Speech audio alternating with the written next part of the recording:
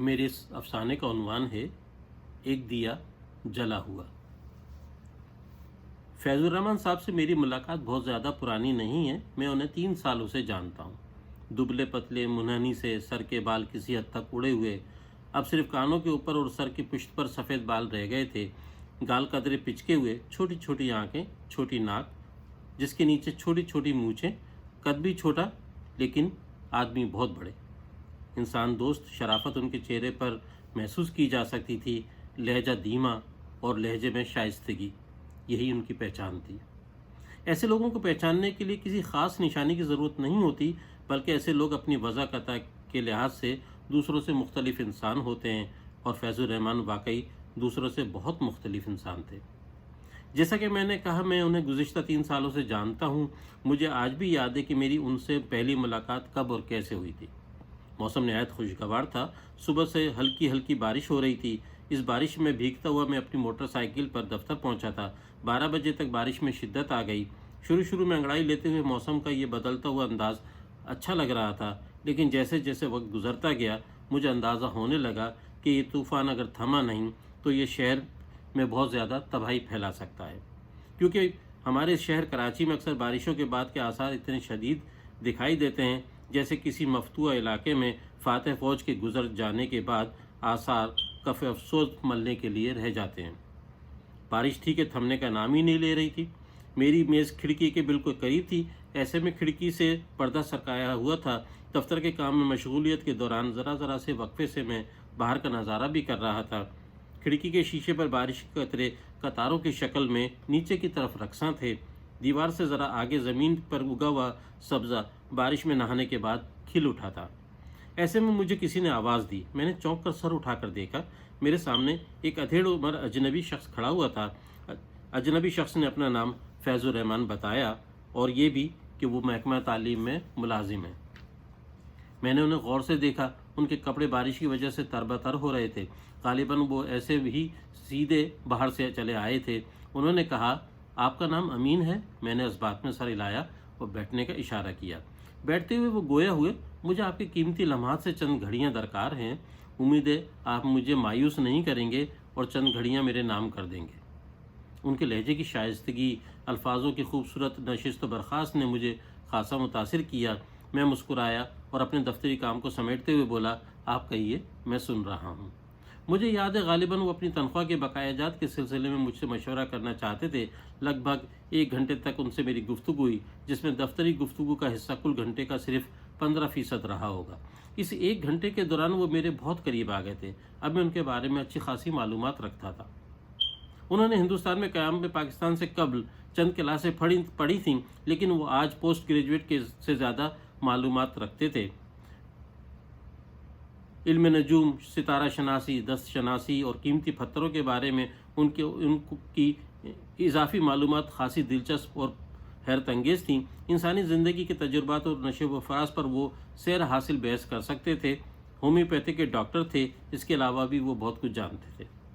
1 گھنٹے کی ملاقات کے بعد جب بارش تھم گئی تو وہ دوبارہ آنے کا وعدہ کر کے چلے گئے۔ 1 ہفتے کے بعد وہ میرے پاس آئے۔ انہیں دیکھتے ہی میں نے اپنا کام جلدی ختم کیا اور ان سے گفتگو کرنے بیٹھ گیا۔ میں ان سے بہت ساری باتیں کرنا چاہتا تھا۔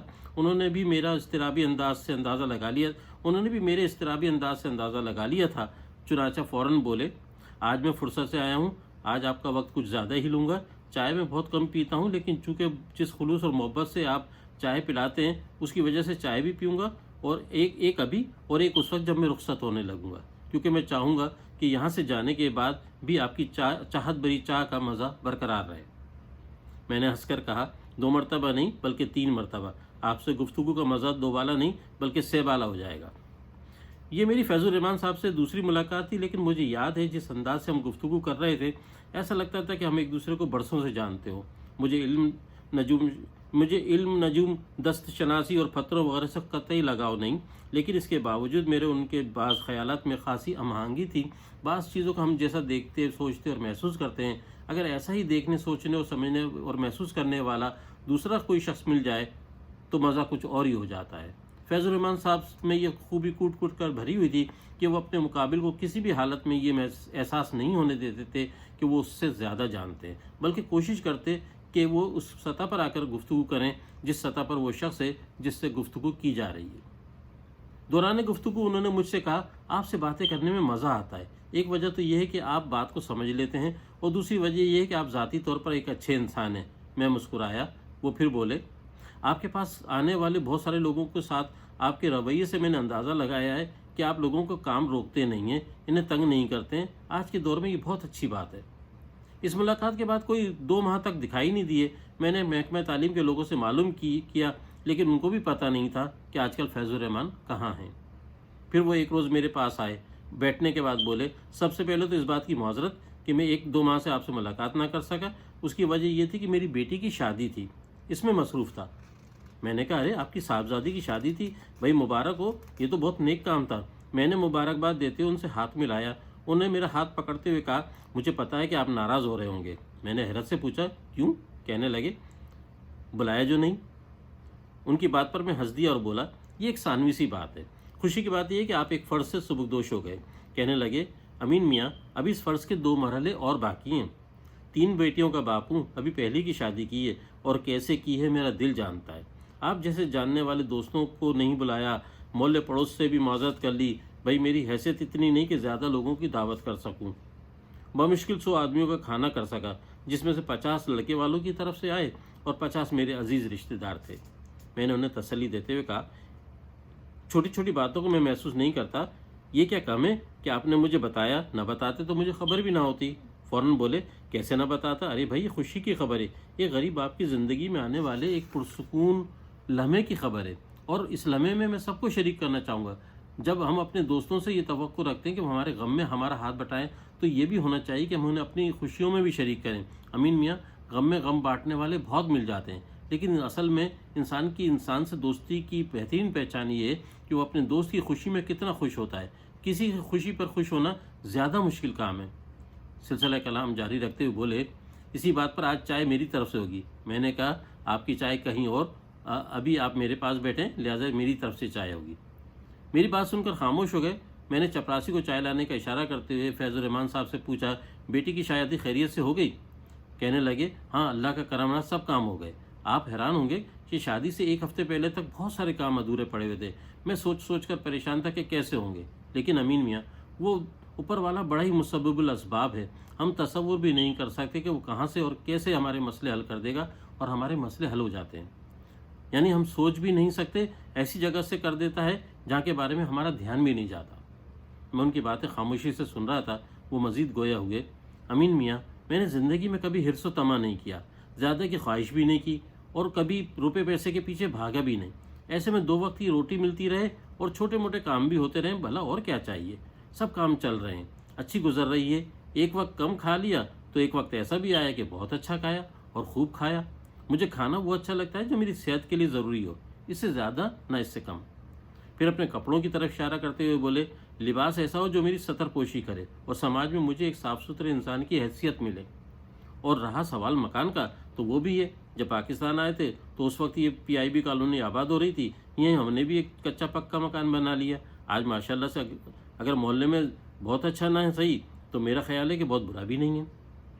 اور جہاں تک حیثیت کی بات ہے، تو امین میاں، جب میں سین میں اپنی چارپائی ڈال کر لیٹتا ہوں تو سین میں سے جتنا بھی مجھے آسمان دکھائی دیتا ہے وہ میرا اپنا ہوتا ہے۔ اب آپ میری حیثیت کا اندازہ لگا لیجئے۔ میں انہیں ستائش بھری نظروں سے دیکھ رہا تھا۔ مجھے لگا جیسے میرے سامنے آج کے دور کا کوئی انسان نہیں، کوئی اور ہی مخلوق بیٹھی ہوئی ہے۔ اس روز وہ مجھ سے سادہ کاغذ اور قلم لے کر اس پر مختلف اشکال بناتے رہے، جن میں کہیں پتھروں کے استعمال کا طریقہ تھا تو کہیں علم نجوم کے ذائچے تھے۔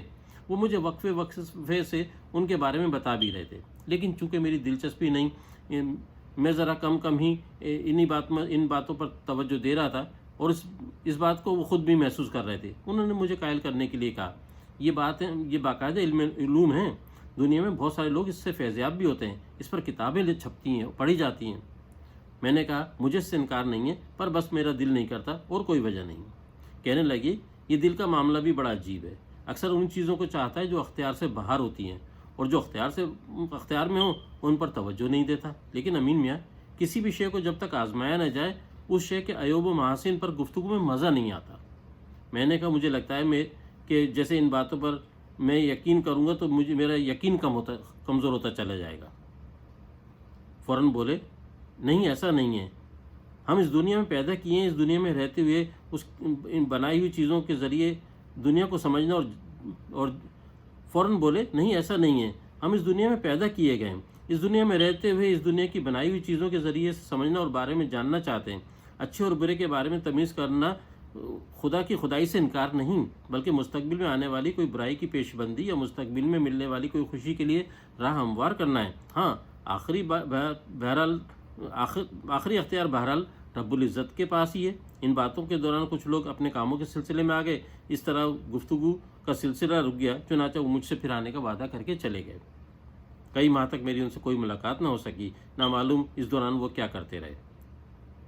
फिर एक रोज़ सदर बाज़ार से गुजरते हुए मेरी निगाह उन पर पड़ी। एक घड़ी साज की दुकान पर खड़े हुए थे। जैसे ही उन्होंने मुझे देखा, लपक कर मेरे गले से लगे, जैसे बरसों के बाद मिले हों। फिर मुझे एक करीबी होटल में ले गए। मेज़ के गिर्द पड़ी हुई कुर्सी पर बैठते हुए बोले, मत पूछिएगा कि कहाँ था और क्या कर रहा था। मैंने कहा, ये सवाल बहुत ज़रूरी है, इसे तो सबसे पहले पूछना पड़ेगा, लेकिन आप ना बताना चाहें तो आपकी मर्ज़ी है। दरअसल कुछ चीज़ें अख्तियार से बाहर हो जाया करती हैं। बेरे को चाय समोसों का ऑर्डर देते हुए दोबारा हम कलाम हुए। जहाँ आपने मुझे खड़े हुए देखा था, मैं आजकल वहाँ मुलाजमत कर रहा हूँ। मैंने हैरत से पूछा, क्या मतलब? बोले, मैंने रिटायरमेंट ले ली थी। अरे कब? अब तो तकरीबन 6 माह हो चले हैं। मैंने पूछा, क्या कम्यूटेशन नहीं मिला?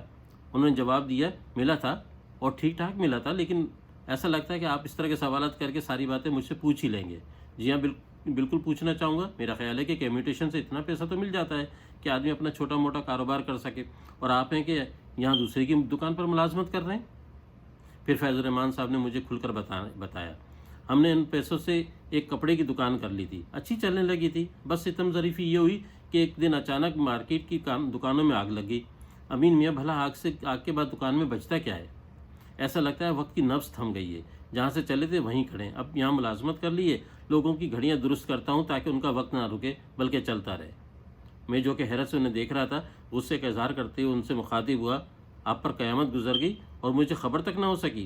कहने लगे, अमीन मियाँ, यहाँ हर शख्स के पास क्या अपने गम कुछ कम है जो दूसरों के भी सुने जाएँ और बोझ में इजाफा किया जाए?